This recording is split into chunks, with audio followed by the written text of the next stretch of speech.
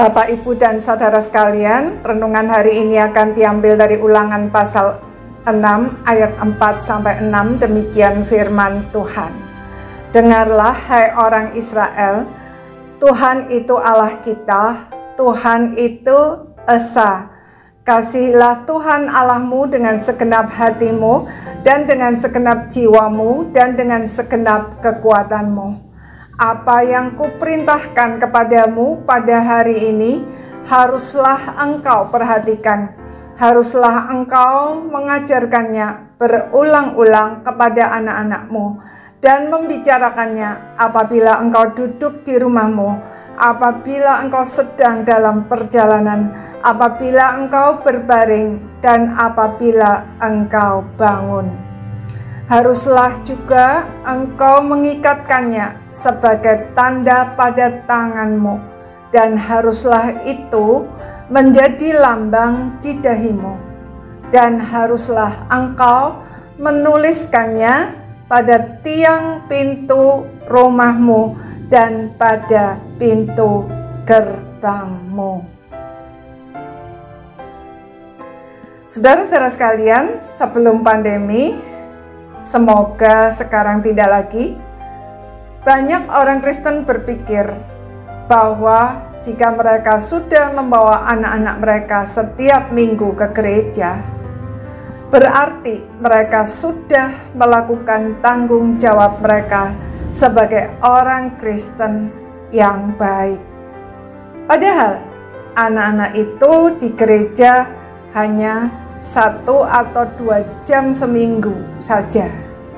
Itu pun ada orang tua yang tidak sabar menunggu anak-anaknya beribadah. Mereka ingin cepat selesai sehingga bisa segera pulang atau melakukan aktivitas yang lain. Saudara-saudara sekalian, bagaimana mungkin dalam waktu yang singkat itu gereja bisa memenuhi kebutuhan pertumbuhan mereka?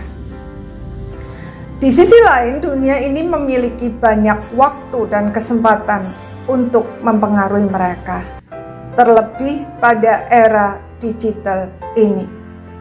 Maka tidak mengherankan jika tidak sedikit orang yang pada waktu kecil sangat rajin beribadah, tetapi waktu remaja hilang, bahkan terlibat dalam pergaulan buruk.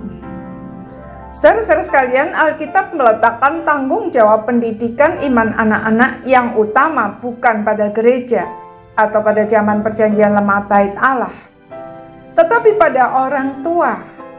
Gereja ada untuk memperlengkapi, bukan menggantikan tanggung jawab orang tua.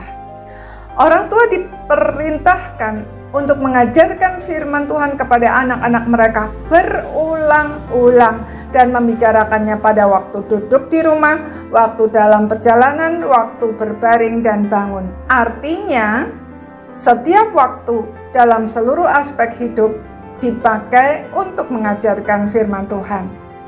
Sebagai contoh, waktu dalam perjalanan ada lampu merah menunggu lama, bisa kita pakai untuk mengajarkan anak-anak mendoakan orang-orang yang ada di sekitar kita.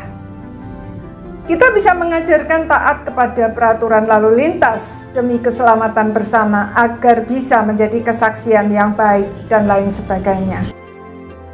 Bahkan, waktu anak-anak berbuat salah pun bisa kita pakai untuk mengajarkan mereka bagaimana mereka berani mengakuinya dengan tulus dan jujur, menerima konsekuensinya, tapi juga menerima pengampunan dan bertobat dan lain sebagainya.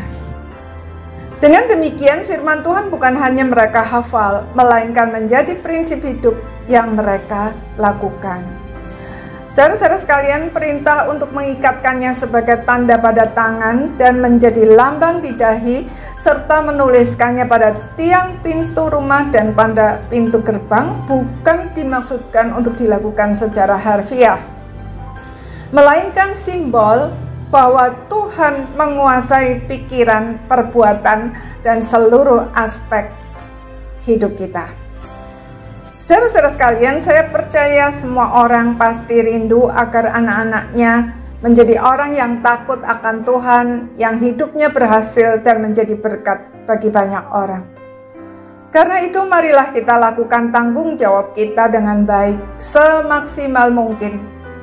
Mari kita memuridkan anak-anak kita supaya mereka tidak dimuridkan oleh dunia. Dan serahkan semuanya kepada Tuhan. Maka Tuhan pasti akan membuat semuanya indah pada waktunya. Amin.